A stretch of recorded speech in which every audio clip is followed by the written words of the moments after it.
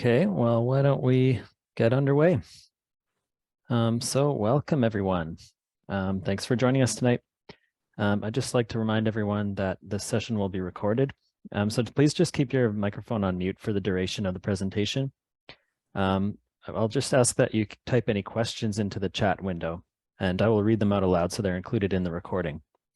I'll hold all the questions until the end of the presentation, but feel free to type them in at any time. And just a note that sign language interpretation is available. So you can click, I'll paste a message in the chat. You can just click the button down below where it says interpretation or pin our interpreter, Sandra.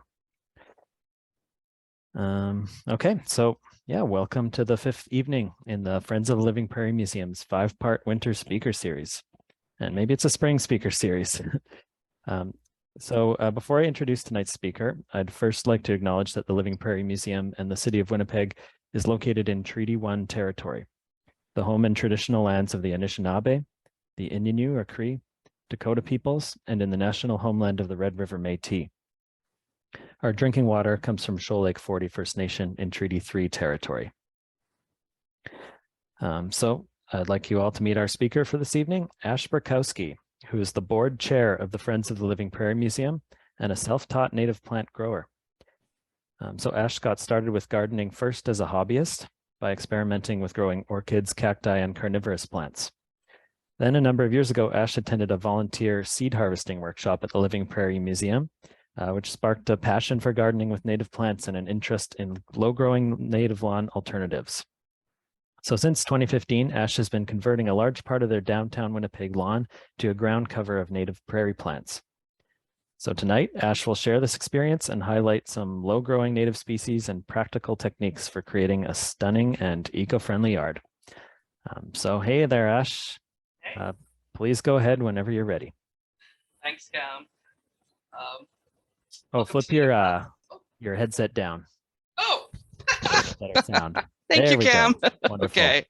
Welcome to Native Plants for Native Lawns. Normally, I'm the one hosting our online winter speaker series in the background, but tonight I'm sharing this great topic with you. I've been a huge biology and ecology nerd since I was a child, and now as an adult, I'm very interested in science-based gardening and horticulture. I've been keeping mesembs, orchids, cacti, and carnivorous plants for about 20 years now, and about a decade ago, I got very interested in native plants after being asked to help someone design a low-maintenance yard. I thought, what could possibly be more low maintenance than plants that have grown here for millennia? Today, my yard is 92% native species after my 3 years of residence, and I've dedicated the majority of my yard solely to native species. I have 57 species of native plants on my 2,800 square foot space within Winnipeg and continue to grow my non-native species indoors, as well as propagate more native plants by division, cutting, and seed. I'm very glad you can all join us this evening. I'm going to take you on a bit of a journey tonight through our native plants, but just as importantly, the soil they grow upon. Soil is the foundation for the great plants that we'll be discussing tonight, and I want to give you all the best, most up-to-date information on how to get started with gardening with native plants and nurturing the soil that they grow in. I hope I don't get too technical for you this evening. I have a handout for you after the presentation for your reference later in the season when you're ready to plant. Got a lot of information for you tonight. We have some beautiful plants here in Manitoba that maybe you've never heard of or didn't know were native to Manitoba. I've always personally gotten excited about some unusual plants I'll introduce you to near the end. But all the plants in this list have their personal charms, and I hope you'll find some that charm you tonight into incorporating them into your garden plans. Before we get started, I just want to say a quick thank you to Josh Perlman and Lois Gregor for the hours I've spent picking their brains about plants I've not yet grown personally. And thank you to Jay Friesen and Cam for helping us on Zoom tonight. As Cam mentioned, please don't feel like you need to wait until the end to ask any questions. If you think of anything you'd like to ask, just put it in the chat for after the presentation. I'm looking forward to answering all your questions. I'll open by saying that the title of my presentation is ever so slightly misleading.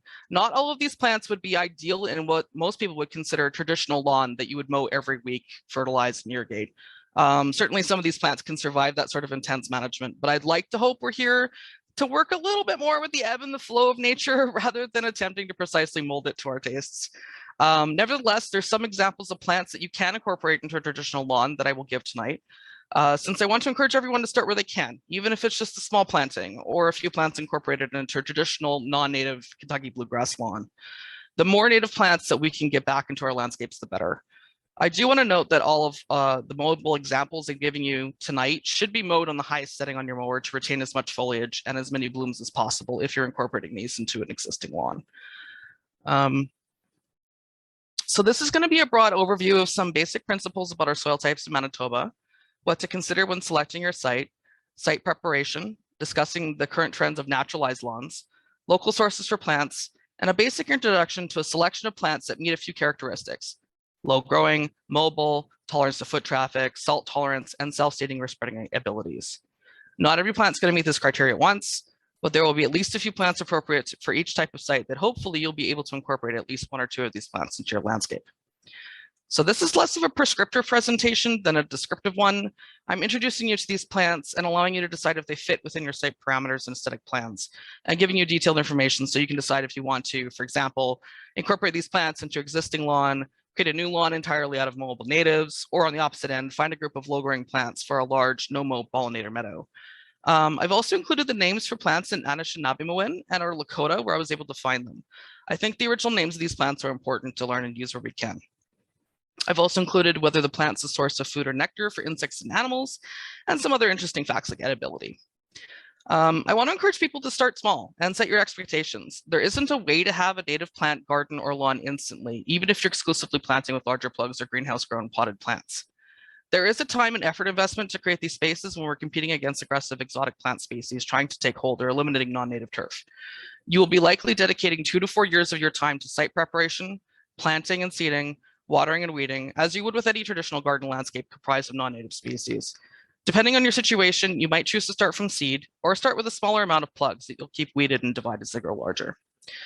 A lot of native species spend their first months growing extensive root systems, only growing a small amount of foliage, if any.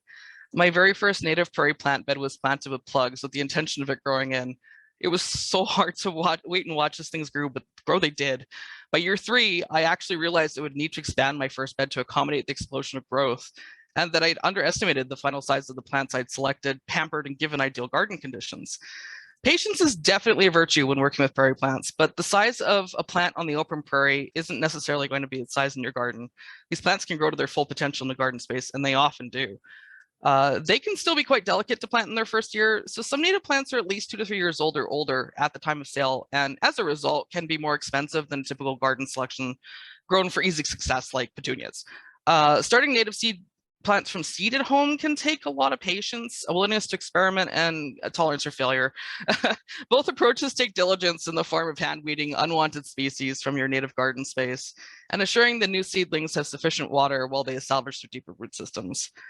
I've slowly expanded my space taken up by native plants, mostly through selecting species that spread and just giving them the soil and the space to do so, and then buying plugs for new species or starting from seed. If you're working with limited financial resources, it's definitely still possible to create a beautiful space with these plants. Just take some careful selection of a few species of plugs, perhaps incorporating a little bit of seed, and being willing to put in the effort to give the care to the new seedlings they need for the first 2 to 3 years to establish. Once they do, many of these species can be divided, and you can expand your garden with them in the future. I don't want to discourage anyone. If this sounds intimidating, start small. 1 or 2 species are better than none. And if you select varieties that spread and can be divided, you'll have more plant material to continue to expand your space year after year. Select a few plants to incorporate into your current garden landscape, or clear a small area of lawn that you'll slowly expand over the years as your plants establish and spread. Many of the species I'll discuss today self-seed, spread via various methods, or they tolerate division well. So what are the advantages to gardening with native plants? Why should we put the effort into gardening with them versus more traditional garden selections or non-native grasses like Kentucky bluegrass? One great reason is that they have been living here for a very long time, and they're well adapted to the conditions here in Manitoba. Plants that have been growing in this region have seen floods, drought, hot summers, deep freezes, and they often grow in sticky clays that heave and crack with frost. And they contend with late spring freezes. They see it all and they tough it out. The vast majority of these species will grow on Red River Valley clay, provided the moisture levels are appropriate for the species. I'll show you some species later that you might be quite surprised can grow well on unamended Winnipeg clay, in fact. The species that I'll discuss are all perennial, so they'll return year after year. Some are a little longer lived than others, but most will continue to return, and some self-seed quite prolifically. You don't have to guess whether native plants are adapted to our winters and will return like you might with an exotic species. Generally, if the plants are planted in the appropriate site in the ground and watered and established before deep winter sets in, they'll return very reliably. I won't get into container or raised bed gardening here, but that's where you would have to have additional concern and care for native species during the winter. Anything you're planting in the ground will be fine. If you choose your plants carefully for the site they'll be planted in, there's no need to irrigate or fertilize after they've established. The plants can go straight into the soil, and after watering in to establish their root system, they can basically be left alone to their own devices. They're already suited to the average rainfall and sun exposure if you selected the right plant for the site. Now, if you plant a bog plant in a sandy site or a dry living plant in a wetland, neither you or the plant are going to have a good time with this. But again, these plants have what it takes to survive here, so long as you understand their individual needs and place them appropriately. Unfortunately, there hasn't been a lot of research done on the nutritional level of individual native plants, but as we know from our own diets, a varied diet is best to be able to get all the protein and nutrients we need, and pollinators are no different. Planting a variety of flowers that bloom throughout the season is a good way to help increase the diversity of their diets, and focusing on local native species ensures that until we have better data, we're selecting plants that are more likely to be an important part of pollinator diets. Generalist species will definitely feed on non-native flowers like lavender and borage, but until we have a better picture of what native and non-native plants offer in terms of nutrition, it's simplest to select a range of plants that they've been adapted to feeding on for thousands of years. Why am I talking about Lake Agassiz? What's Lake Agassiz?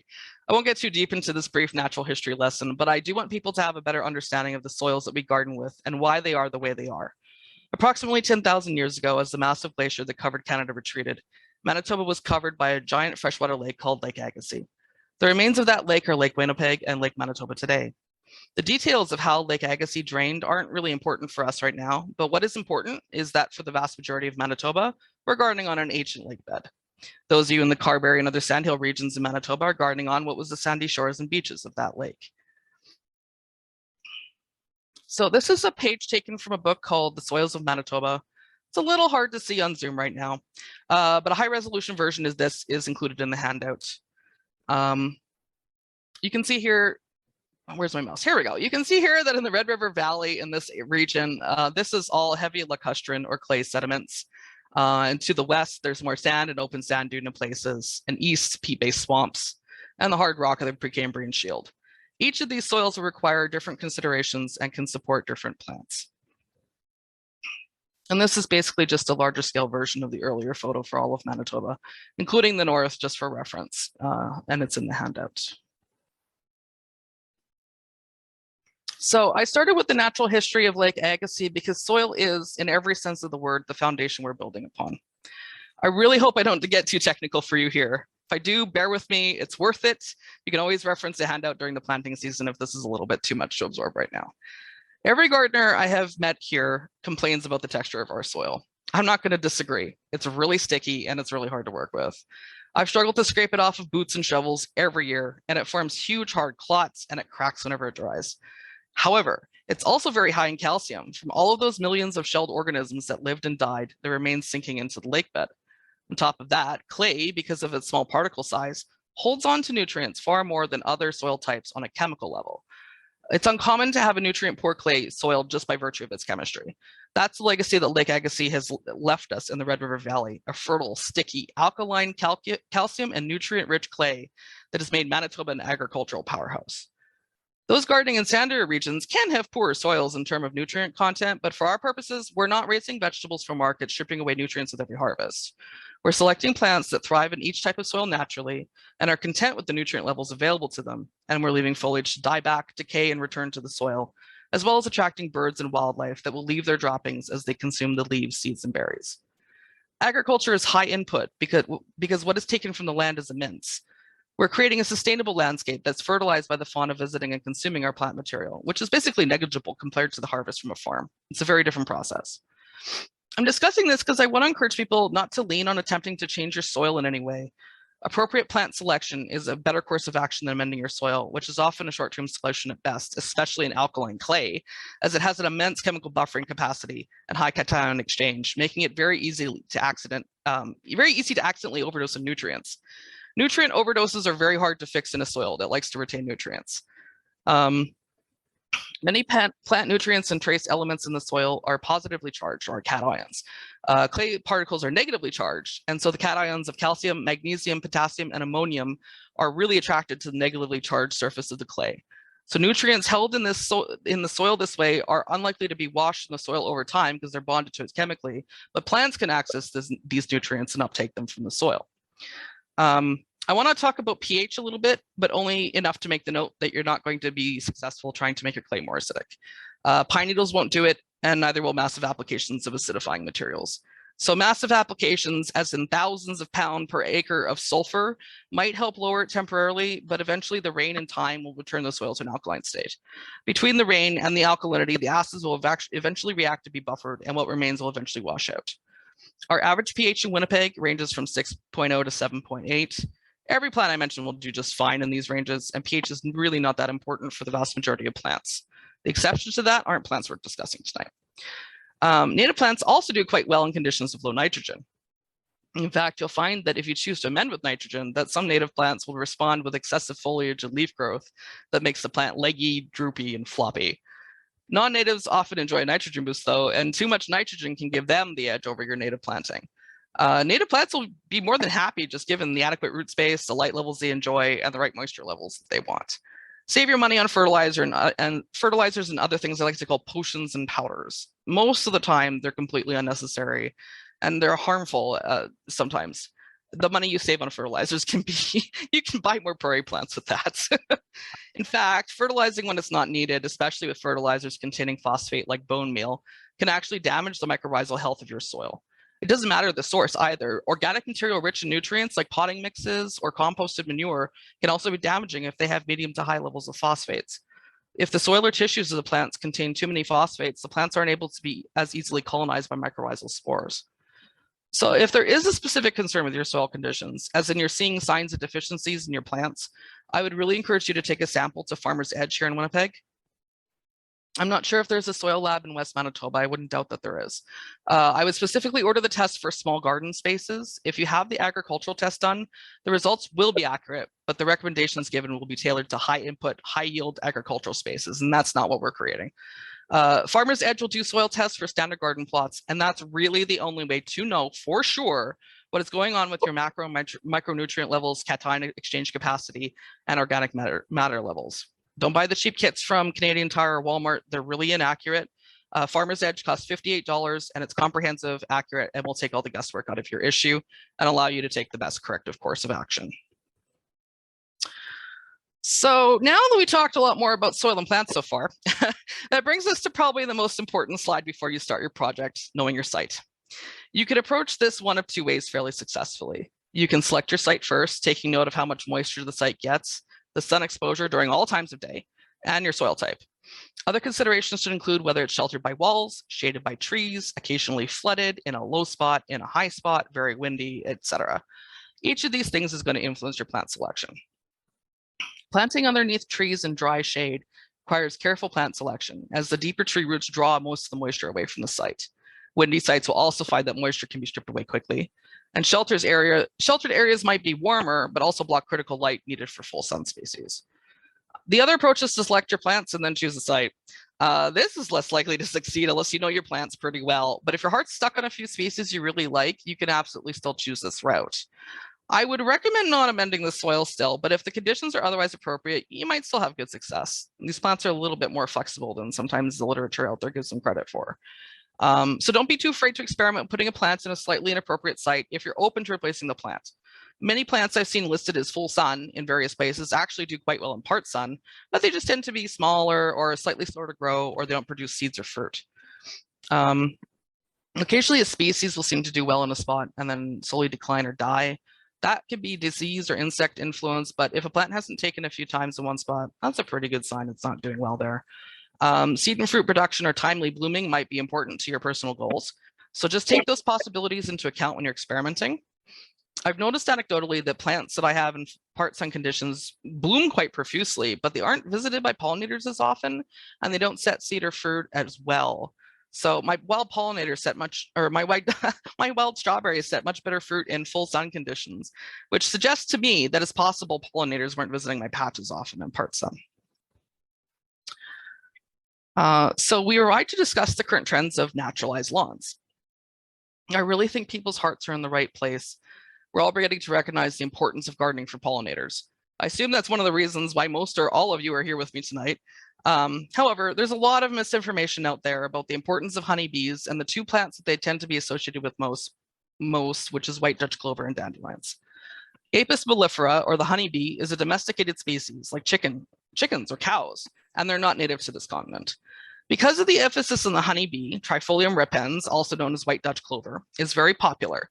And there's been some confusion about clover in general because we also have some native legume species called clover.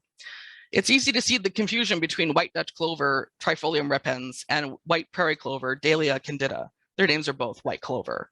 This is why I'm using Latin binomials in this presentation to help avoid the confusion. Although they are both legumes, they're not related. Our white clover, although beautifully scented and a lovely plant in its own right, is quite tall and not well adapted to mowing. Campaigns like Cheerios sending out packets of wildflowers that hail from around the globe help raise awareness for bees on one hand, but also solidly fix the idea that the plight of the bee was the plight of the honeybee alone, and that the honeybee is the most important species of all. Honeybees have high agricultural value to humans, especially in places like California for crops like almonds, but they are only a small slice of a much larger ecological picture. Plants that evolved on this continent co-evolved with our native pollinators, and native plants would likely not notice the honeybee's absence if it happened. Studies are also showing that the honeybee's value to us as pollinators of commercial crops will reduce as climate change increases, and that native bees can fill that gap if we start changing our practices to encourage their survival. It makes sense that public information campaigns have gotten so muddied because of these factors, especially given that commercial honeybee operations do indeed have a host of issues to contend with, affecting the health of their apiaries, ones that can unfortunately spread parasites, pathogens, and other disease to our wild bee species like varroa mites. However, planting or encouraging plants like clover or dandelion isn't always the best move for native bee species that are certainly in decline, and that we have insufficient data to be able to move forward and attempt to protect. Dandelions in particular have gotten a reputation of being a plant we should leave for the bees, when studies show that even non-native honeybees that evolve with dandelions won't select it as a first food choice given other options, and neither will native bees. Dandelions are insufficient in amino acids that bees use for their broods. I've provided links in the sources section at the end of this presentation for anyone who would like to read further on this topic. So will bees use dandelions? Unquestionably, yeah. They do provide nectar and pollen, even if it's not very good quality. They're better than nothing for starving bees with no other choice, but it's a poor choice for us to cultivate in the long term. Dutch clover offers good forage quality according to the data, but an exclusively clover lawn is less desirable to native species than a diverse planting of a range of flowers that bloom from early spring to late fall. So how is white Dutch clover as a ground cover? Just like every plant, it has its advantages and drawbacks and specific requirements. It isn't always the ideal ground cover and can require supplemental watering to stay lush and green, just like an average non-native lawn might. It also has poor shade tolerance and it requires occasional reseeding to keep it lush. So what about the nitrogen fixing qualities of clover and other legumes? There's a lot of discussion about the nitrogen fixing properties of legumes like clover, and those are entirely true, but not the whole picture by a long shot. And they probably don't do what you think they do in the end. Legumes do fix nitrogen from the atmosphere with the help of rhizobium soil bacteria.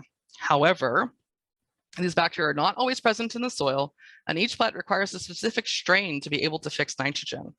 So clover will only fix nitrogen from the air if the soil is deficient in nitrogen. If the soil has adequate nitrogen, legumes won't expend the effort to fix nitrogen from the air. Any nitrogen that it does fix is only fixed for the benefit of the plant while it lives. It's not released into the soil unless a part or a whole of the plant dies and the nitrogen is released from the plant tissues. So the advertisements telling you that clover will fix nitrogen for your entire lawn aren't telling you the whole story. You'll get some benefit from the clover in your lawn clippings and any plant material that naturally dies, provided it's fixed nitrogen from the atmosphere and not just drawn it from the soil and away from your lawn. Clover can be excellent as a green manure for a nitrogen boost in a nitrogen deficient garden that's incorporated into the soil at the end of the season though, and that's one of its uses in agriculture aside from livestock forage. Moving back to dandelions, I enjoy foraging and dandelion syrup is pretty delicious, but if you're gonna seed dandelions deliberately for your own personal use, fill them in established rows and make sure you're harvesting all the flower buds so they don't go to seed. Treat them like a managed garden crop, which is what they originally brought to this continent for, and make sure you harvest or mow your lawn dandelions before they seed, or even better, dig them out and replace them with native plants. With all this information, it seems like the best course of action is to plant a large quantity of diverse, early flowering native plants that native bee species have been utilizing before intense agriculture, then to plant and encourage exotics like Dutch clover and dandelions while creating new monocultures that just ignore native pollen sources and a seasonal diversity of blooms. So I don't want anyone who has chosen to cultivate white Dutch clover or dandelions out of a genuine desire to help the pollinators to feel bad about their choices, especially given all the misinformation out there. The scientific data on native bee species is sparse due to the lack of funding for native bee studies.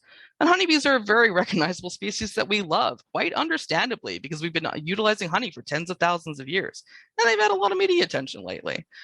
Dandelions and Dutch clover are just not the panaceas for pollinators that they're made out to be. And I do think it's a move in the wrong direction to focus on these two plants coming at the expense of native species.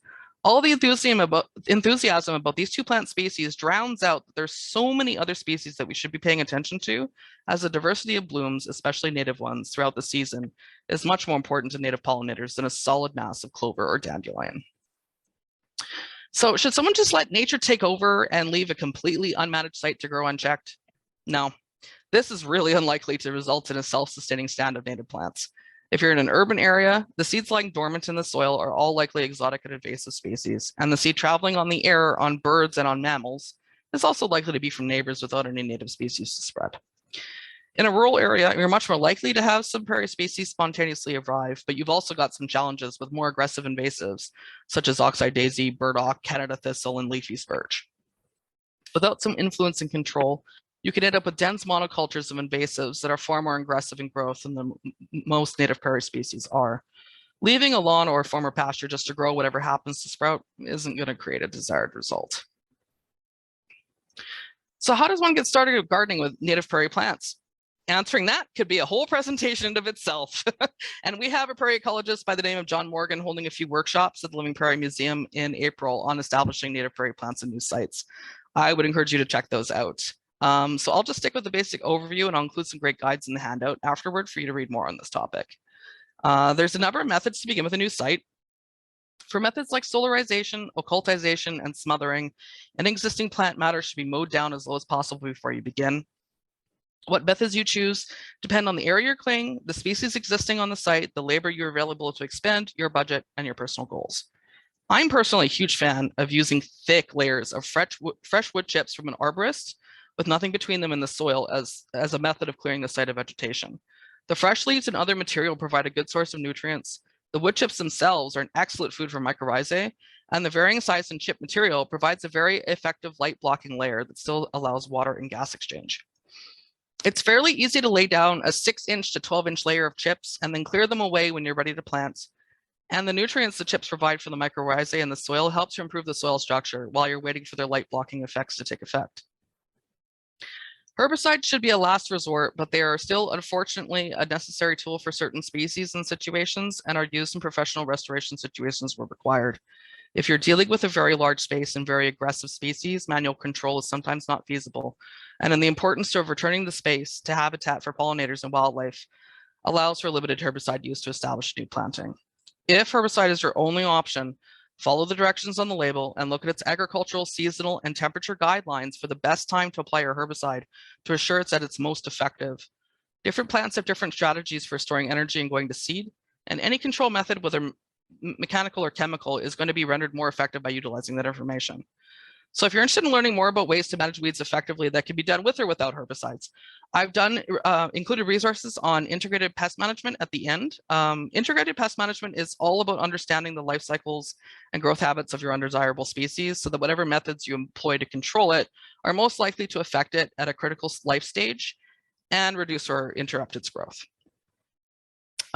So aim to use the least amount of herbicide that will achieve a good kill, and aim to apply it the least amount of times necessary in the most targeted way possible. So often a single properly applied application of a herbicide can be enough control to allow you to get a handle on the situation by using mechanical or other methods to further eliminate the desired plants. Herbicides can be applied carefully to individual plants to avoid contact with other plants. If you could avoid herbicide in your situation, I would do so. Although the science on herbicide is varied in the terms of their effects on pollinators, there are some effects, and reducing or eliminating herbicide use is the goal. Some areas can be dealt with by planting a more aggressive native species with solarization, with consistent hand weeding, torching, smothering. Take the time to read the resource list and consider your situation and what would work best to achieve your goals. So I can't possibly emphasize this enough, but please don't source plants by digging them up out of the wild. It might only cost you some gas and time digging, but every plant removed is a plant removed from an endangered ecosystem.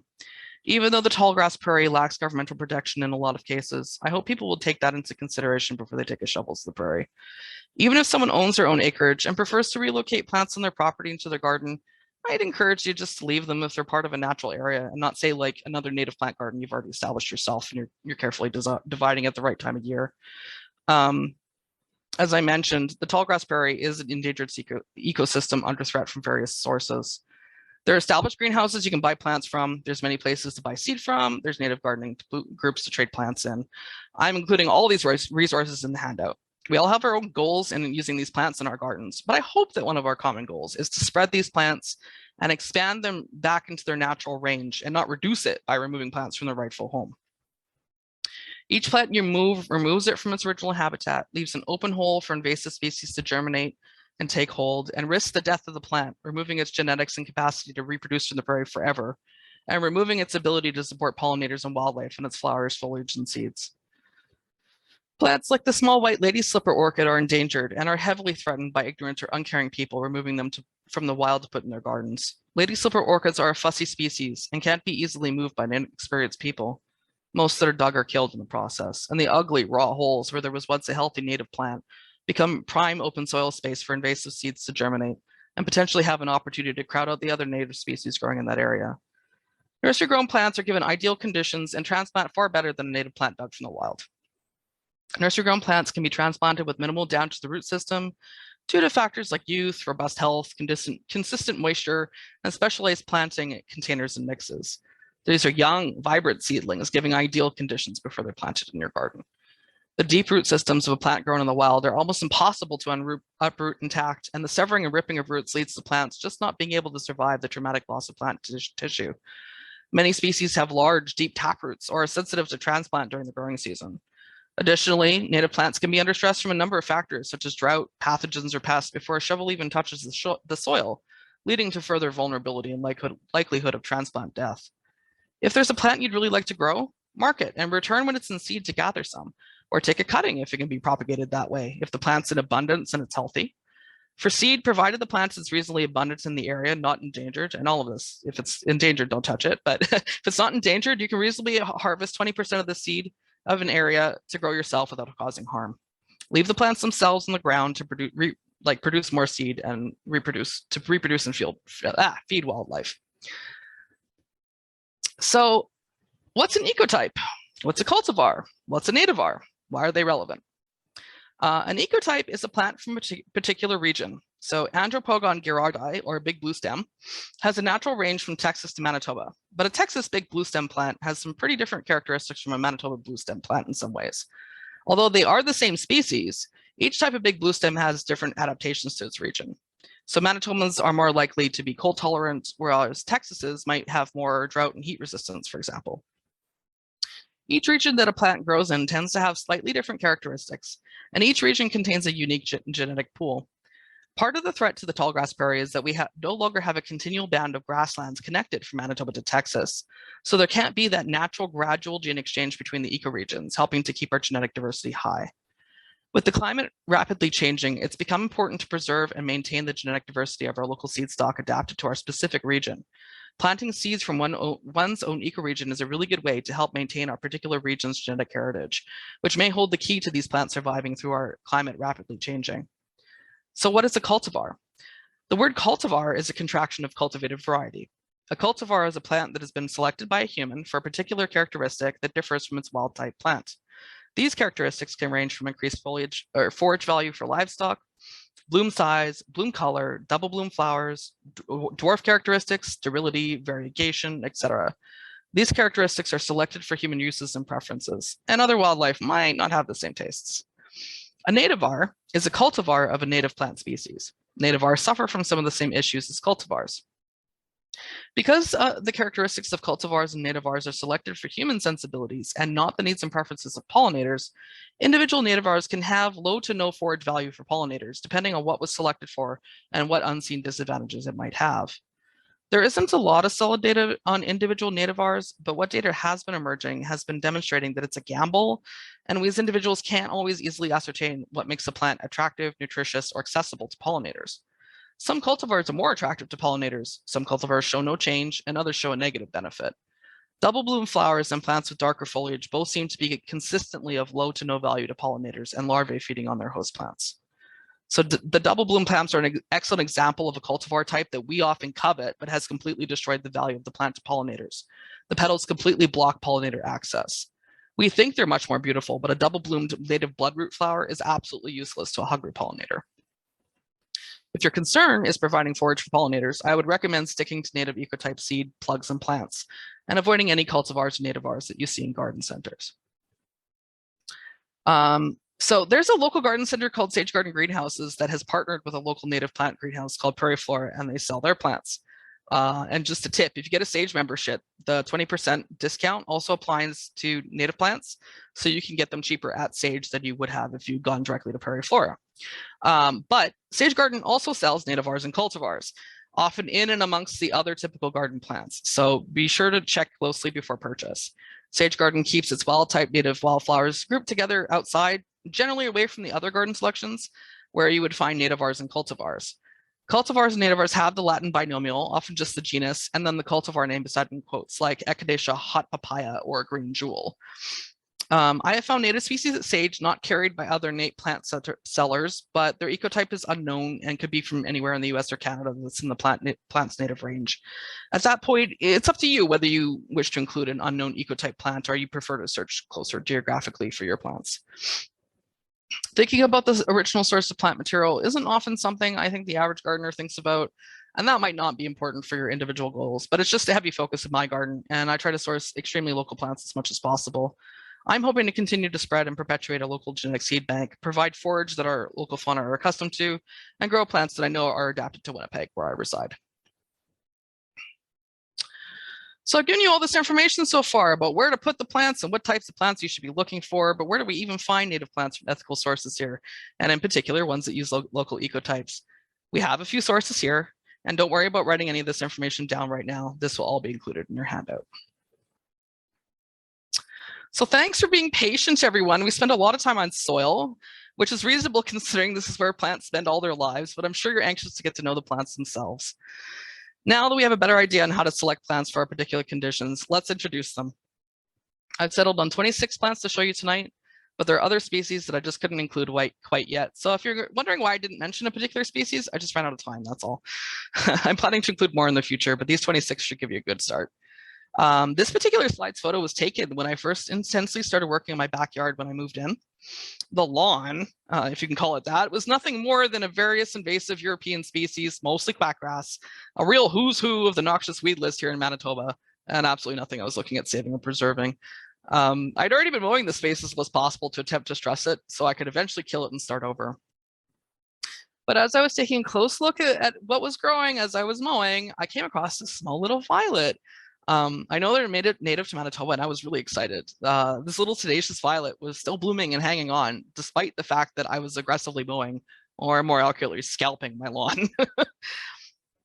I already had a small bed of native plants going nearby, so I dug it out and decided to plant it in the bed and give it its own space.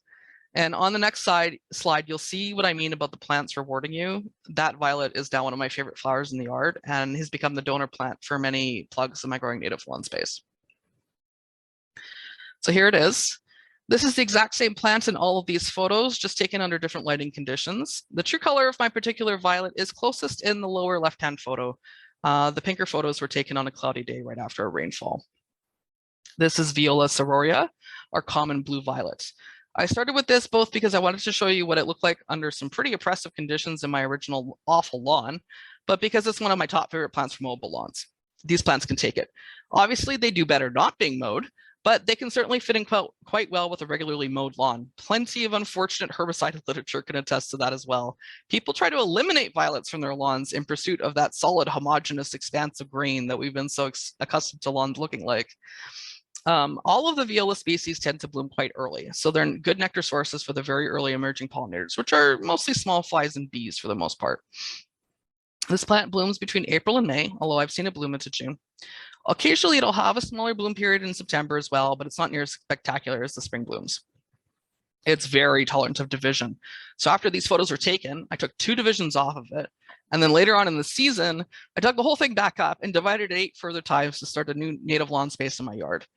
I was able to replant what was remaining of the plant back into its same spot after dividing it. And it looked a little sad for a couple weeks and it lost a couple leaves, but it bounced back really quickly.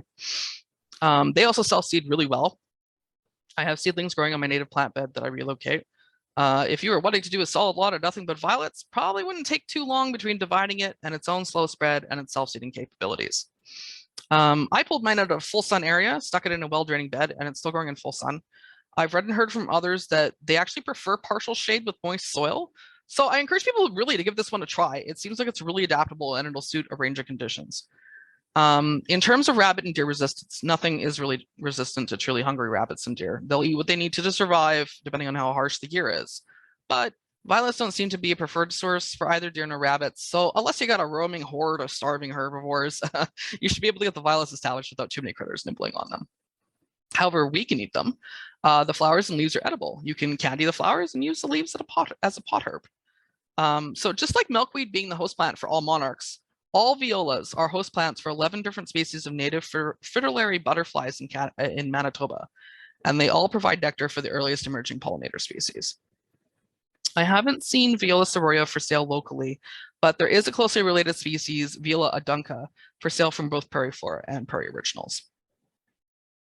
So I'm really fond of violets for these purposes. So I'm introducing you to a couple more as we go along here. This is Viola petitifida, or crowfoot violet. Crowfoot violet prefers a bit drier soils than our earlier viola and is less tolerant of shade as an open prairie species, although it can tolerate some shady conditions. They grow to about 6 inches. I really love their wispy foliage in contrast to the heart-shaped leaves of most of the other native violas. But again, violets are host plants for fritillary butterflies and provide nectar for the earliest emerging pollinator species. So moving away from the violas, we have Odeamin, Fragaria virginiana, or wild strawberry. This plant is great as a native ground cover that has a bit of mowing tolerance. So wild strawberry isn't just a random name. It's one of the original parent plants for the hybrid strawberry that we all know that's sold in grocery stores, the other parent being the Chilean strawberry. If you love strawberries, I would highly recommend this plant.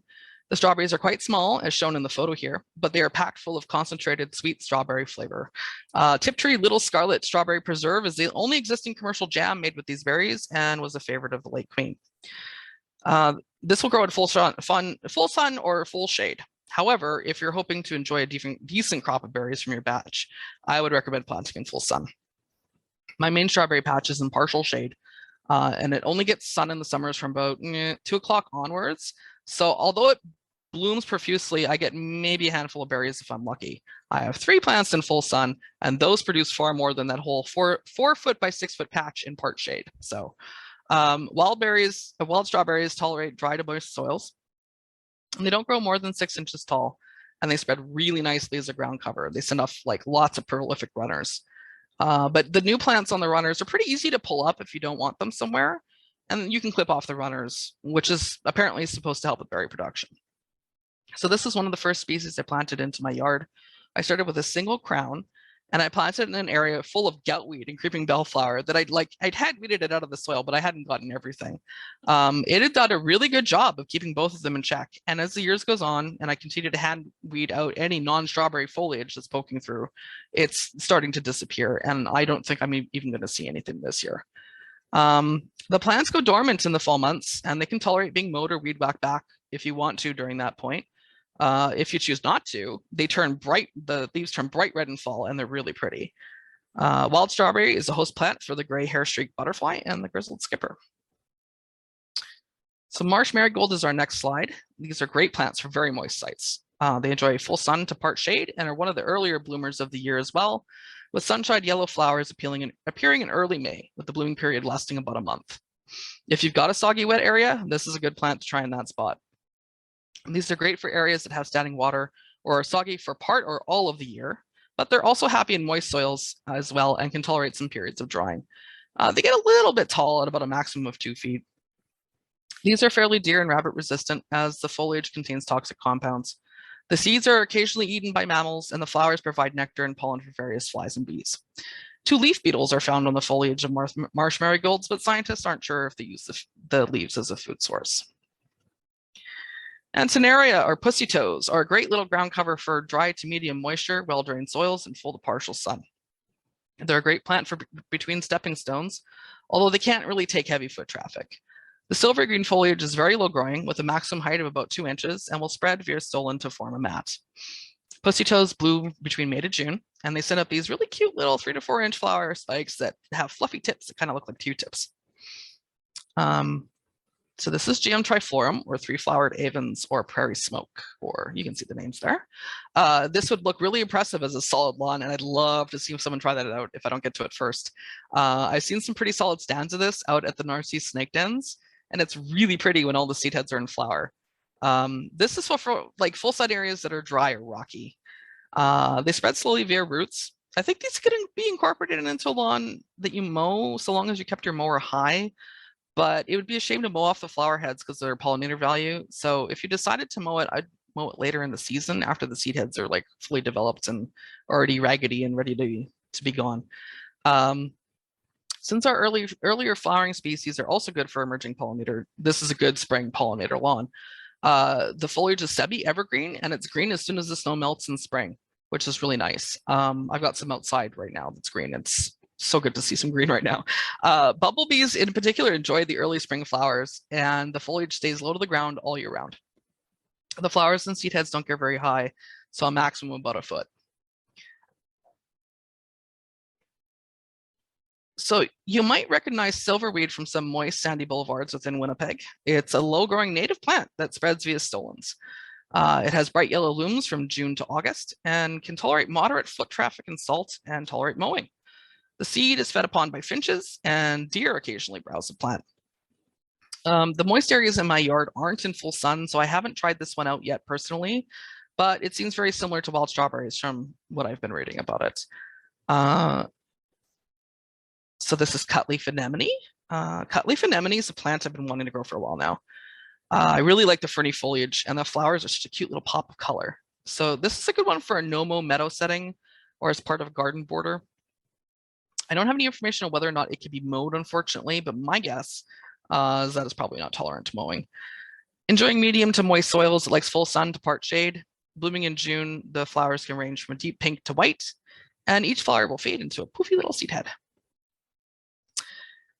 So here we have our provincial flower, Anemone patens, the prairie crocus. This one has a complicated taxonomic history and is also known as pulsatilla patens. It resembles most other pulsatilla quite closely, so I tend to think of it as pulsatilla patens.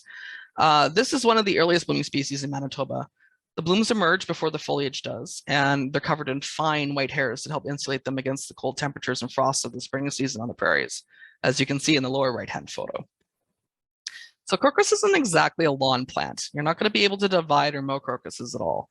The upper left-hand photo is what my prairie crocus looks like after blooming in high summer. The foliage is used to store energy for next year's bloom cycle. This is an excellent low-growing accent plant for dry, well-drained areas that don't see a lot of moisture with full sun exposure. My crocus grows on the southern-facing wall of my house, underneath the overhang of the roof. The only moisture it gets is what runs off the sidewalk into the bed. The soil is unamended Winnipeg clay that's so dry it's powdery. The only time I've ever watered it was when it was a plug the size of a quarter when I first planted it. I watered it for 2 weeks, and then I never have again. I had over 50 blooms in 2022, and I really can't wait to see what it's going to do this year. This is a really stellar xeriscape or rock garden plant, and it would do well in a no-mow planting on gravelly, rocky soils. So yarrow does really well in a mowed lawn setting as well. It's an excellent ground cover because it's fast growing and it spreads rapidly, but those same attributes can make it annoying if it spreads into other spaces. So factor that into your plans if you choose a fast spreading plant. Although the flower stalks can be tall, the feathery foliage stays low to the ground. Mowing a few times in the spring will reduce the number of flowering stalks and keep them low and soft. If they're mowed later during flowering, the tough flower stalks can be really irritating to walk upon. Leaving it unmowed leaves the greatest benefit for pollinators, though. Yarrow foliage is pretty fragrant. It's sweet, sort of like chrysanthemums, but it's also very potent. The ASPCA has stated that can be toxic to cats, dogs, and horses. So I would exercise caution if you're thinking of using this as a lawn and you have any of those animal species that might have regular access to that lawn. So many flowered aster grows fairly tall left to its own devices at about 2 feet. But in my discussions with Josh at the museum, he's seen it in situations where it was mowed and it adapted by continuing to grow right along the ground, creating this low mowing mat. I imagine it was absolutely stunning when it was flowering with all those profuse little daisy-like blooms. So I'm looking forward to experimenting with this one myself. And the pollinator list for this species is really diverse too.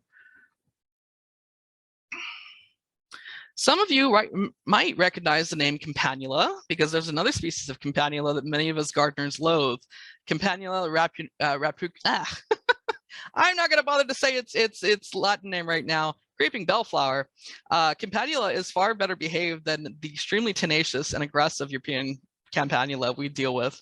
Also known as harebell, it enjoys full sun to part shade, and it likes well-drained, rocky, dry to medium soils, although it will do well in a typical garden bed, provided it's not shaded by other larger plants. The foliage is very fine and wispy, and it ranges for about 8 to 20 inches tall, and little purple bell-shaped blooms appear in July. Blue-eyed grass is a misleading name. It's not a grass at all. It's a small iris species. This is fantastic for normal spaces. It resembles a low-growing grass with a maximum height of 30 centimeters, so a foot, but with tiny star-shaped purple flowers that are open in the mornings. This is one of my favorite natives, but I've just had no luck with it personally. I've seen it growing in dappled shade on the edges of paths here in Winnipeg, and I've also seen it in full sun. So it seems like it's a pretty adaptable plant. And I've heard of lots of people growing it with success, just not me. I'm working on starting it from seed. I've had wild iris fail twice until I started it from seed. So maybe this iris will be the same way. So here we're moving into the grass and grass-like plants. I'm really excited about this one.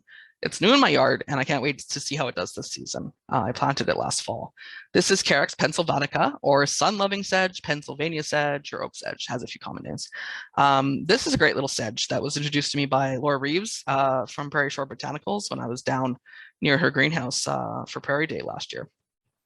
I had been used to seeing sedges in the literature as moisture-loving plants, and so most of the other sedges available at the native plant greenhouses are of that variety, but this one enjoys drier conditions.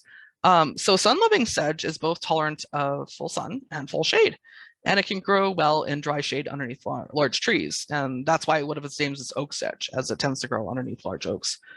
So this cute little light blue sedge spreads by underground rhizomes, but fairly slowly. It's tolerant division, and so you can actually get a better planting of it by dividing the existing plants and then allowing those to expand and dividing them further and so on. It doesn't tend to grow very well from seeds, so most propagation is from divisions of existing plant material. You can mow the sedge or you can leave it unmowed, as you see in the photo there. Moss grasshoppers and aphids are the primary insects using this plant as a host plant. Birds and voles also feed upon it. Buffalo grass is a native grass species that a lot of producers are experimenting with as a lawn alternative. It's one of the few native species that's able to form a sod, as most of the other native species are bunch grasses. But it has a few specific characteristics to take into account before selecting it for your site. So it requires full sun. It's not suitable for shade. It's also a warm season grass, so it takes longer to green up during the season. Most of the traditional lawn grasses that we grow are cool season grasses. And so buffalo grass mixed with that grass will make kind of a patchy looking brown lawn because it takes longer for it to warm up in the season than those cool season grasses will. Buffalo grass is in Manitoba, but it's quite rare. And unfortunately, we don't have any local commercial suppliers of local ecotype cedar plugs, but there are a number of US seed suppliers working with both ecotypes and cultivars of this species, most notably Prairie Moon in Winona, Wisconsin, or Minnesota, not Wisconsin.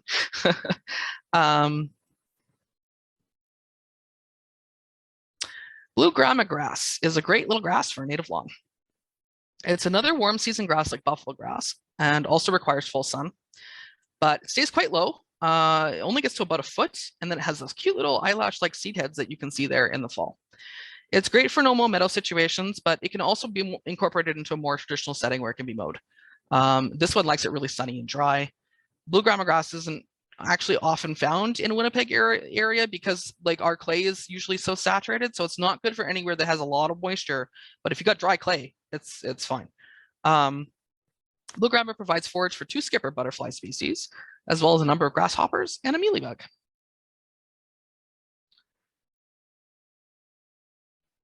So here we have a low-growing shrub called Beneco beans, or kinnikinnick, or Arctostaphylos uva ursi, or bearberry.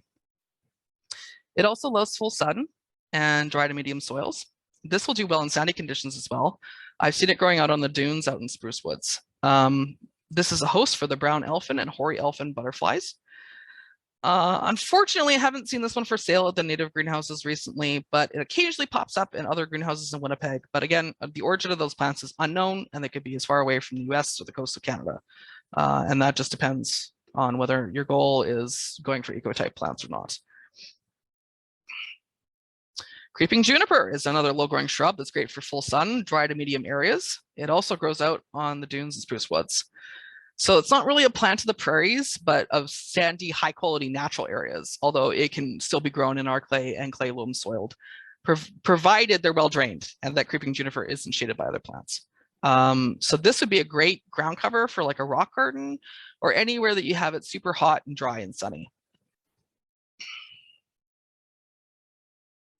So next, we're moving on to the woodland species that you can grow in shady areas. These are low-growing and usually not intended to be mowed due to low-growing habits. So this is Musqueam or Sanguinaria canadensis, or bloodroot. This is absolutely gorgeous relative of the poppy. I love this plant a lot. It appreciates dappled to full shade. It is one of the earliest species in Manitoba to flower. This plant flowers long before the leaves emerge. And the flowers are unfortunately ephemeral, so they only last about a day or two before they're gone. Each leaf is tightly wrapped around the stem of the flower, and it begins to unfurl after flowering has begun. Seeing these out in the wild in a big stand of them where there's just nothing but bloodroot for as long as you can see is just absolutely incredible. I was canoeing with a group of friends in the Sandylands and happened upon a whole area of them amongst the fallen leaves, and it was gorgeous. The photo I used for the woodland wildflower introduction slide is from that stand, actually, and another photo is in this slide. So this is at one point available commercially, but it seems like mass propagation for this species is difficult and is no longer offered for sale.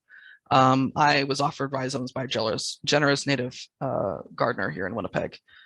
The seed is recalcitrant, meaning if it dries out, it dies and it cannot germinate, and it has a period of double dormancy, meaning it takes 2 cold to warm seasons to germinate.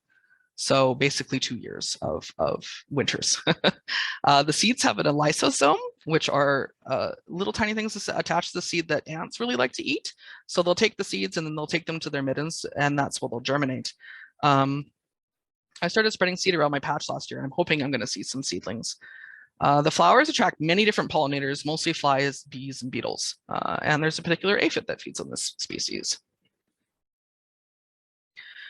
So this is Zygodenebus, or Zygodenebuscens, or Gallium triflorum, or sweet-scented bedstraw. This is a slow-spreading, trailing ground cover for shade, moist conditions in particular. It grows about a maximum of 6 inches and spreads about 3 to 8 inches, depending on moisture conditions. My patch has also started self-seeding, which is great. The flowers are very small, white, and inconspicuous, and appear in June. This is a host plant for a few different species, including moss, a midge, and a sawfly. The pollinators are small flies and bees. Hang on here. This is Oshkidipagoon, or Myanthemum canadense, or Canada Mayflower, or false lily of the valley. This is a really common plant in the understory in part to full shade, and really common in Winnipeg parks under the trees. It spreads via rhizome and makes a great ground cover for dry to moist shade. So here's another violet, and this one is primarily for shade. It enjoys dry to moist soils and gets to a maximum of 12 inches tall. It's not an aggressive species at all, and it does best planted alone or with other slow-growing species, but it will also reseed. Like the other violets, it's a good early season nectar source and a host plant for fritillary butterflies.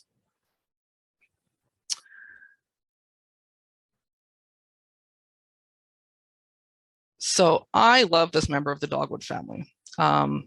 This is Osasha gobinon, or bunchberry. It's a great little rhizomatous understory plant that thrives in moist, shady conditions. The plant has a single white flower in June, and it forms into a cluster of red berries in July. The berries are edible, but they're rather flavorless and mealy. I've seen it offered at Sage Garden before, but I have no idea as to its origin and ecotype. I haven't seen any of the native greenhouses offer this, but collecting seeds shouldn't be too difficult. It's a fairly common understory species in parts of Manitoba. So now that I've taken you through some species that you can use in your lawns, we move on to these unique xeriscape or rock garden plants. Did you know that Manitoba has 3 different native species of cacti? Yep, we've got cacti this far north. We have 2 Opuntia species that form pads and another small spined ball-like species. I've grown all 3 successfully in Winnipeg clay, and I'm really excited to tell you more about them. Cacti are fairly unique to North America, and they work well incorporated into a no-watering, low-maintenance landscape. They're also really pretty and have some of the showiest flowers that our native species have to offer. So this is known by the Lakota people as ukchela, the Lakota word for cactus. Manitoba's cacti are a little more moisture adapted than some of the southern species, but they still appreciate full sun and well-drained conditions. Manitoba has fairly high precipitation, and our native cacti have adapted to that to some extent. I'm successfully growing them in Winnipeg clay beside my prairie crocus on my southern-facing house wall that gets no more moisture than what runs off the sidewalk. So they would do fine in clay, just as long as they're not getting additional watering or sitting in a moist patch or they're in a low spot or whatever. But it's definitely plants you never need to water once it's established. My particular patch has grown from a single pad with 2 young pads into a patch that requires regular division and pruning so that I don't trip over some pads as I walk past the bed because it's right by my sidewalk. I got my pads through a family member who obtained them from someone else who reportedly got them in the white shell, but the information of that, the accuracy of that isn't so great. So there's been scattered reports of populations of Opuntia polyacantha in Manitoba from numerous authoritative sources, but nothing on iNaturalist, which is interesting. Given that there are reports in Saskatchewan, North Dakota, and Minnesota, I have no doubt that there are actually isolated populations of these plants in Manitoba that just aren't well documented. So one of these days, I'd love to get out there and find a patch and document it on iNaturalist. I absolutely love these plants. I'm a big fan of Opuntia as a genus, but I want to caution anyone working with them that they can be potentially quite difficult and painful to work with. Many Opuntia have long, hard spines.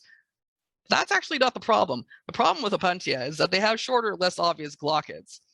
So these are the small brown spines that form around the areoles of the cacti at the base of the longer spines. These small hairs are microscopically barbed, and they easily penetrate skin and detach from the plant once you come in contact with them. They're really difficult to extract. They're extremely irritating. So glochids detached from the plant can perpetuate in things like fabric plant pots and gardening gloves and stuff. I regularly pick up old detached glochids from gardening equipment that I've used around my cacti, in particular gloves.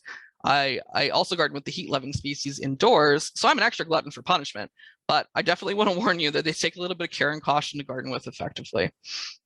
So I don't find gloves very helpful because although they do shield from the longer spines, the smaller hair-like glochids tend to detach and embed themselves in the cloth gloves. I haven't tried leather yet. If you find that a pair of cloth gloves becomes embedded with glochids, I usually machine wash them, usually repeatedly, preferably with other large, heavy items, because the mechanical processes of tumbling the gloves around seems to break up the glochids enough that they just can no longer get into your skin.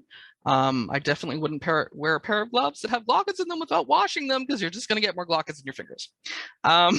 Tweezers and good lighting are your friends for removing those, although I've heard of people using dried Elmer's glue peeled off and duct tape. I've never found those personally very useful. I just think tweezers works best. So there's a dandelion in my patch. I'd love to just get out of there, but it's right in the middle of a collection of hard spines and glochids. And so I just pick the blooms off every year before it seeds. I don't really have a lot of interest in trying to get in there and get it out because it's just like it's growing right in between the pads. Like I'm no stranger to cleaning glochids out of my fingers, but that dandelion can stay. So now that I've scared you, the flowers are absolutely incredible.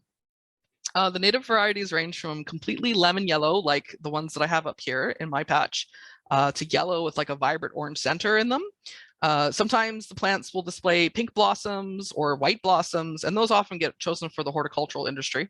There's a community of rock gardeners that selects hardy Opuntia cultivars with different blossom colors.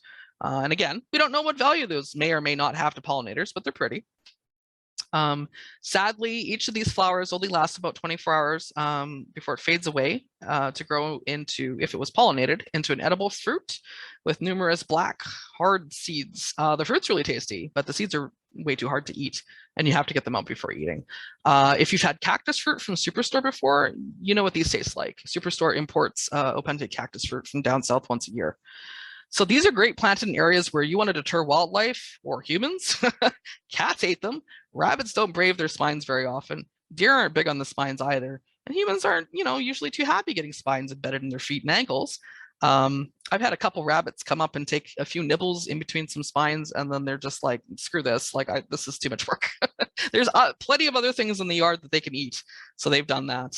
But the pads are fully edible for us if you can remove the spines. They could be burnt off in a fire, or better yet is getting them while they're young before the spines form in the spring. So the spines form these small finger-like soft projection with their young in the aerial area where the spines and the glochids will form. So those break off later on, and then they will form the glochids and the spines in those areas. So if you get them at that stage, they taste like green beans, whether they're at that stage or not, but they taste like green beans, and they're quite good fried. Small patch can provide a few spring meals pretty easily with the new pads that are sprouting out of it without diminishing its spread. And it can certainly be an interesting native addition to an edible gardening space if you're into that. If you've had nopales before, this is basically the same thing. It's not uncommon in Mexican cuisine. And I've even seen fresh pads for sale in a supermarket in Wisconsin one time when I was down there. So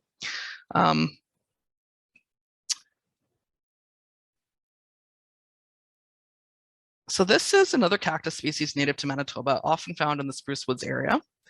It has a few common names like pincushion cactus or ball cactus. Each head is between 1 to 2 inches wide, and older clumps can form masses of 30 to 40 heads. The plant flowers in June to July with hot pink star-shaped flowers. And it forms this like small little pinkish green edible fruit ready in like late July to August, which tastes a lot like a grape. And if you split it open, it has literally tons and tons and tons of tiny little seeds. The seeds have a long viability. I collected some at one point in 2015, and they are still germinating with about a 20 or a 70% germination rate this year in 2023. So although there is some pollinator data published for this species online, it's for species that, because this also grows more further south. So it's for those species that are further south. In Manitoba, we don't know what pollinators up here use this as a source. There's just no data on it yet. These are also not available commercially, although they were at one point. So I would continue to keep your eyes out for this. I'm trying to grow it myself, but we'll see how that goes. So this is Anemosa dens, or Opuntia fragilis, or the fragile prickly pear. These are another Opuntia species that has pads. This one's quite a bit smaller than the example I showed you earlier, and unfortunately doesn't frequently flower in a garden setting for some reason. Nobody seems to know why. These pads break off the mother plant extremely easily, which is likely actually how it spreads in the wild, catching rides on unsuspecting mammals brushing past. So that's the end of the plants I have to show you today. These are the sources that I used to put together all the information in this talk. The vast majority of the pollinator information on my slides came from the excellent website illinoiswildflowers.info. That's really good about citing their pollinator data. Being that they're slightly further south, not every plant listed is found in Manitoba and vice versa, but many Manitoba species are listed on that website, and it's a great resource for information on native plants of the tallgrass prairie in the Midwestern regions of this continent. I've listed all the websites and people that have been publishing content on Anishinaabe plant names and traditional uses that I've sourced for this presentation, as well as any literary sources that I've used, and the scientific papers on dandelion pollen are linked as well. I'm very much a science-based gardener, and I believe that reliable scientific data is important. So I have relied as much as possible on peer-reviewed sources or on recognized authorities doing research in these spaces like the Xerces Society. I also highly recommend the blog, The Garden Professors, and the corresponding Facebook group, The Garden Professors Blog, for strictly science-based gardening. All advice is by horticulturalists studying up-to-date science and gardening, and I'm so happy that some solid research is finally being done on home gardens and landscapes. So this is also a list of websites that I recommend you check out for further learning. I've included many examples of native alternative lawns with lots of photos and videos for you to see. You might notice that some of these resources are from the US that aren't necessarily part of the tallgrass prairie. It doesn't matter. I've included them because the majority of information in them is still applicable to our case. The US is actually quite a bit ahead of Canada in focusing on the importance of utilizing native plants in landscaping and restoration. So a lot of these articles are from the US, although I've tried to include as much locally sourced information as possible. There's a lot of great information in both the sources and the resources section in the handout. I've been working on this presentation since November, and a large part of it has been sourcing good materials for these sections for everyone. So if you're still wondering how to get started, I would definitely get comfortable one evening with the handout and open some browser tabs from the resource list. And here we are at the end. I really hoped you enjoyed the tour of these species. I always appreciate the opportunity to be able to pontificate about native plants and gardening with them for an hour, and I hope this was informative and interesting.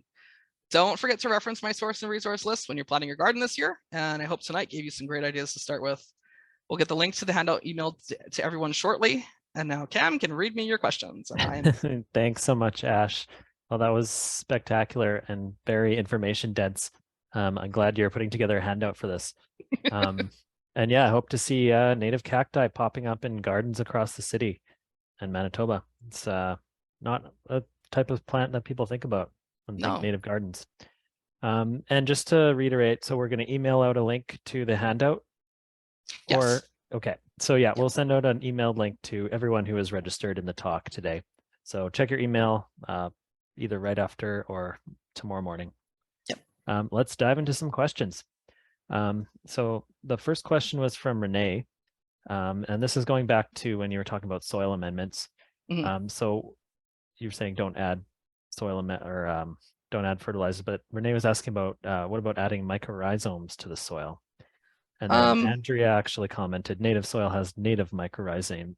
You don't need to add foreign ones, but maybe you could expand there. And the foreign ones, you know, I question their viability in commercial products. So how are these organisms staying alive in these commercial products? What are they feeding upon? They have to have biological processes. I'm not sure that commercial mycorrhizae products are what they are advertised to be. I don't know if there's any good solid science that the mycorrhizae in them is able to survive. And yeah, as mentioned, you know, there are multiple different species that that are mycorrhizae, and we don't know what species we're getting when we're buying commercial, and if that's even comparable to our native species. Yeah. Okay, great. And then Diane asked, what about worm castings in terms of soil amendments? Yeah, worm castings are fairly low in their nutrient content, and so they don't leach out, like they're not going to dump tons of nutrients into your soil right away, but there's no need to add anything unless you're seeing a deficiency. There just really isn't, you don't have to do anything. Yeah, I guess I would want to know why someone wants to add worm castings in particular. Like what are you seeing that compels you to want to add them? Because there's just, unless you're seeing a deficiency, your plants are going to grow just fine. They'll be okay. They're fine. Question from Robin. Suggestions for planting under or around a mature spruce. Branches quite high, not really shading the ground much. Yeah, so the sedge that I recommended, the oak sedge, that would be one. Again, depending on your soil. but they like it. They like dry shade. So anything that's going to take dry shade will be fine underneath a tree of that size. Okay, and then yeah, also from Robin, tips for growing on a slope. Oh, that's a good question. So the creeping ground covers I've heard are fairly good for helping to stabilize slopes. So that would be the wild strawberries, the silverweed, anything that will create like an interlocked kind of mat. Those could be useful for stabilizing slopes.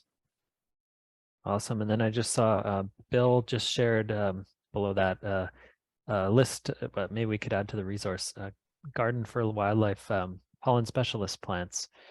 So if everyone's looking at the chat, check that out. Yeah. And then another question from Robin, suggestions for growing in an industrial influenced area. So Robin's been told that the soil should not be used to grow food due to heavy metals. Yeah. If you're not eating these plants, I mean, you can go ahead and plant whatever you wish, I would imagine. So there are some plants that uptake heavy metals in the soil, and there are some plants that don't. In terms of what we know about what native plants will do, that we don't know. I would want to cover that soil one way or another with plants, just to make sure that it's not blowing around, like it's contaminated. We wouldn't want it blowing around. That's going to contaminate further areas. So anything that you can do to hold that soil in place is good. Native plants would be even better, because then you're feeding the pollinators at the same time. We don't know if there's going to be lead in those material in the plant tissues, and whether that's going to be damaging. We don't know. We have no idea. I would love to see some science on this, but just from a let's keep that soil locked in where it is and try to do the best we can with that situation. I would just plant as many native plants as you can get on there. Sandy asked, I have ground bees in my yard, which I believe are native. I'd like to know what I can plant for them. So any of the plants that I mentioned tonight would be good, in particular the ones for bumblebees, because those are usually your grounds. Not always, but sometimes your ground species. Also leave, depending on, like, I don't know where they're nesting in your yard, but you want to leave some open area for them where they kind of have access to the soil, so that they can actually dig down and have their burrows. But yeah, anything for the early pollinators, so like the violets, the wild strawberries, anything early is going to support those ground nesting bees. Okay, and Patty asked, this is talking about smothering. So how long does it take to smother a lawn so you can start planting? So I guess that would depend on your method, but it's going to take a while. Smothering is different than solarization, because solarization is using heat to kill everything, whereas smothering is just time and lack of light. I would say 6 months to a year at a minimum. Probably longer. If you use maybe like a super thick layer of wood chips, you might be able to clear it away the year after. But it depends on the plants that exist in your site. So if you're battling something that's particularly aggressive, like say creeping bellflower, that has roots very deep under the soil and can later on send up more feeders from that, you're going to want to keep that material on the soil longer. So at that point, with anything like Canada thistle, creeping bellflower, anything that has long, deep roots that go out to the sides as well, those you're going to want to do a very large area, and you're going to want to keep it covered for about 2 years. Okay, and Robin had the same question, but also what time of year to smother? The best time to start is before the growing season. I mean, you can start any time, but it's easier to get the plants before they've even started growing, and then you're just depriving them of light as soon as they start coming up. The other good time is at the end of the season, after you've cleared off all of the vegetation and everything, and you can lay your stuff right on top of it, and you just leave it there over the winter, and then during the next spring, it will attempt to come up and not be able to. So. Great. Ryan asks, should potting soil with mycorrhizae be avoided when germinating native plants to encourage mycorrhizal establishment? I'll also add, Andrea followed up saying, I believe native mycorrhizae will take over when planted in the ground. Yeah, the soil is kind of going to help you out there. So whenever I am germinating native prairie species, I bake my soils to eliminate fungus, because damping off is actually one of the biggest reasons that I lose seedlings. So my soil is sterile, or as close as sterile as I can get it to. And I don't see any negative effects on the plants from that. The seedlings grow just fine. And then you get them outside and they grow even better, you know? So I don't think, like if you had soil with mycorrhizae around and then you use that and you plant a native plant in it, I don't think that's going to cause any harm. I just don't think it's going to do any good. Okay. So Cindy asked, can you comment on how well these species take light foot traffic? Just generally the species that you highlighted in your presentation. Yeah, I think so that should be in the handout, because I think on each slide I did actually particularly mention that, but the ones off the top of my head that I can remember right now are wild strawberry can take foot traffic, violets can take foot traffic, silverweed can take foot traffic, pussy toes, some foot traffic, like moderate. So you want to put it in between stepping stones, but you're not going to want, like, having kids or dogs running around on that is not going to work. The grasses, both blue grama and buffalo grass, are good as grasses, and so those are more, they can take the foot traffic, but it's harder to find seed sources for those, and then plant a whole lot of them, because that gets pretty expensive after a while. But yeah. Okay, and Linda asked, the Prairie Originals catalog, this is talking about wild strawberry. Prairie Originals catalog lists Frigeria glauca, not Frigeria virginiana. Is that the same or different species? So they are different plants, but not functionally, for your purposes, they're not different plants. They're kind of a little bit hard to tell apart sometimes. So if you want them for a ground cover where you can have tasty berries to eat, doesn't matter which one you're picking. Shauna asked, are there particular plant combinations which work well, either due to providing mutual benefits or timing of flowering, or for other reasons? I wouldn't say any particular plant combinations, but if you can do it, what I would do is pick 1 or 2 species from each blooming season. So you're going to want some for April, May, some for June, July, some for August, September, and try to overlap that as much as possible with other plants. And as long as you have, you know, a selection of different species going, that's going to be pretty good. That's a lot better than what a lot of people have going already. And then you can just keep expanding it from that point on. A question from Allison. Suggestions as to how to get rid of a very large section of creeping Charlie, as they're assuming that there's no way to overcome it with native plants. Yeah, you know, honestly, I would attempt to overcome that with native plants. I would whack some wild strawberry in there and see what happens, because boy, is it ever, like, it's outcompeting goutweed and creeping bellflower, and those are pretty aggressive. It might not eliminate it entirely, but what it would do is it would drastically cut down on its population. Yeah, I would just give any silverweed as well, give any of the relatively aggressive spreading species a shot against creeping Charlie, and it would at least reduce it, if not eliminate it. But creeping Charlie is not, it's unsightly. We don't like it. You can remove it if you want to, but it's not, you know, some pollinators also enjoy it too. So I wouldn't worry too hard about eliminating all of your creeping Charlie. But if you could knock it back with prairie plants, that's great. I see that Bill actually followed up below, suggesting to smother it with heavy cardboard and mulch, at least for a year. And if you don't want to use a repeated Roundup application. I just don't recommend cardboard, because cardboard, like if you order a pizza, you notice that your pizza doesn't fall through the bottom of it because it's impregnated with waxes. So when you put that on the ground, it actually inhibits gas exchange. And I've got some articles in my sources that actually will show you the experiment, and that putting cardboard down actually really inhibits gas exchange. And water exchange as well. So it's not the healthiest option. Like, I would just put wood chips, forget the cardboard, put the wood chips on super thick, because then the water can still get through, the gas can still get through. There's some blocking, but not near as much as actually cardboard would cause. Allison asked, on a recently constructed house, is it okay to plant on top of the soil without amendment? So recently constructed makes me think they stripped the topsoil off. Yeah, that makes me think that too. And so then you're working with just straight clay, and that's, you can plant into that.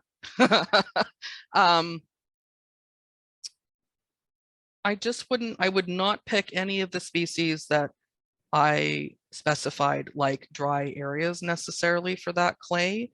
I would pick, the grasses are good. They could deal with clay. Wild strawberries can deal with clay. The violets they'll help. Yeah, they're good with clay as well. Yeah, you can plant on top of it with some species. It's going to be a challenge. It's not, that soil's not in the greatest condition anymore. Ideally, what I would do is put wood chips on it. I love wood chips, but put wood chips on it for at least 2 years and actually let the wood chips decay. Because what that's going to do, it's going to create a new soil layer for you and give a little bit, like, things are going to start turning over. All of the worms and all of the bugs are going to start to kind of till that soil over a little bit for you. And you're actually going to have a little bit of soil layer, instead of just straight. Oh, that subsoil clay is just terrible. Okay, and to start wildflower seed plugs, can you use a normal potting soil? Sure. Yep. Yeah, you can use almost anything. I mean, I'm weird. I'll use my straight clay because I don't want to disturb the roots too much. So I'm actually just taking, my soil out of the backyard, and I'll put my seedlings in that, and then I'll put them outside afterwards. And then I don't have to, like, they'll just naturally start growing the roots out of that. Like, yeah, you can use almost anything. I would just recommend sterilizing it, actually, because usually your seedlings are going to die from damping off, and that's fungus in the soil. And unless you want to use a fungicide, and we don't want to use fungicides, sterilization is the easiest way to deal with that fungus. Okay. Aaron asked, how do you bake your soil, like temperature and the length of time? Yeah, you don't have to bake it very hot, but I just, I go overboard. So I'll throw it in the oven for, like, at 500 degrees for an hour. You don't need to do that. You just need to pasteurize it. And I forget exactly what the temperature is. I think it's 170 Fahrenheit or something like that. You basically just need to get it moist and really hot, steaming hot. Keep it in thin layers. I found that if you keep anything in big chunks or whatever, it doesn't tend to the heat doesn't get to the center as easily. So you kind of want to do it like a big shallow dish instead of a tall pot kind of thing. Yeah. Okay, and Andrea asked, do you use native soil or potting mix for seed starting when you're not starting directly in the ground? Yeah, so I use native soil myself. Not everyone does. I don't know. I actually don't know anybody else who's doing that. But I find that it drains really well for me indoors, which is interesting. I didn't think it would because it's clay. I'm working on the same Winnipeg clay that everyone else is working with in Winnipeg. But it drains really nicely for me indoors. The roots grow in it really nice. The plants look healthy. It's cheap. Go outside. You have a shovel, But yeah, they can grow in most mediums. It's when they start to get larger that you're going to want to either plant them out or consider what sort of nutrients are in your mix. If you're using a soilless mix, some people use soilless mixes in containers. Yeah, there's lots of variability there, but generally any potting mix, even outdoor soil, you'll be fine. Okay, circling back to clovers for lawns. Karen asked, what about microclover as opposed to white Dutch clover? Yeah, so microclover is it's just a cultivar white Dutch clover. It grows lower. So it's the same plant, just smaller. Same issues. Either way, it's still good bee forage. It has really good, like, the pollen quality is high. It has good protein, and the nectar quality is high as well. But yeah, same issues as white Dutch clover otherwise. Okay. I have areas that were heavily mulched with wood chips about 5 years ago, and a lot of it has been broken down in what appears to be pretty fertile soil. Is it really necessary to pull it off before planting native species? I'm already growing a few plants that appear to be doing okay. No, Just wondering because no. they're lazy. Yeah, no, I've got some, like I've my whole yard is wood chip down.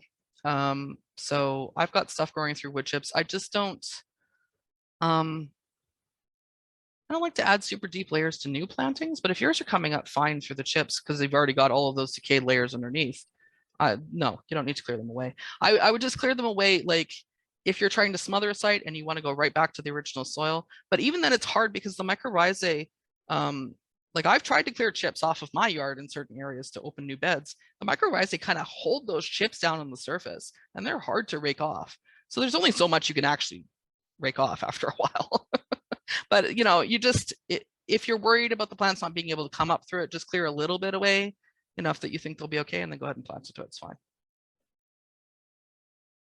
Okay, and this question's about wood chips. So you were saying before you got wood chips from an arborist. So how do you go about getting these?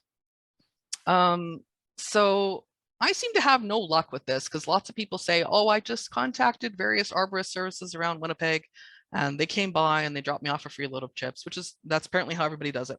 I don't get that lucky because I live in West Alexander and it's kind of a dead zone. Like I'm in this nice little residential pocket in the middle of an industrial dead zone. So there's not a lot of trees around here. So what I did was I went to South End Soils and they have just regular arborist wood chips, just whatever trees they throw in there, that's what you're getting. And it's great stuff. And I'll probably end up having to get another load from them.